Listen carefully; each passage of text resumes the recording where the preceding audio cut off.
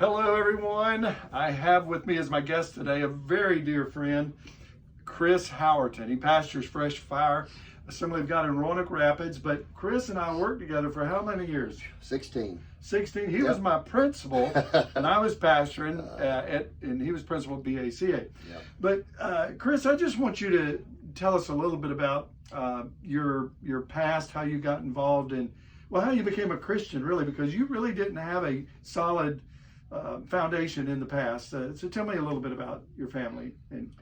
Well, my home, my family, mom and dad, they had a faith, but it was nominal. It was like a lot of people, we believe that there is a God, and there was some religious training when they were children, but not much.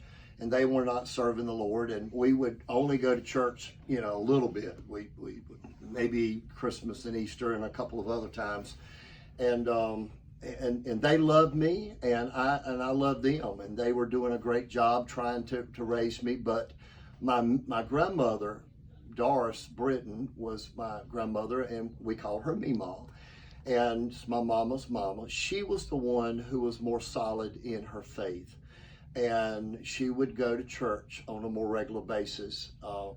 And anyway, she started really influencing my brother and I, and she was a great influence to my mom and her son, my Uncle Gene as well, and my father, but more so, I think, to me and Billy. And even though the days, of childhood where there was some alcoholism and some issues in the home, we still knew we weren't loved. Mom and Dad divorced. It was ugly, but God raised up my Meemaw to take us in like a mom and a dad. And what we didn't understand was our Meemaw held back a lot of things about herself. She didn't share a lot about her past in church. She just took us, and she had her faith, and you knew it, and she was real to you. She would always be straight with us, but she loved us. It was so apparent how she showed that love, and she didn't side with my mom or my dad in the divorce. She just loved on me and Billy.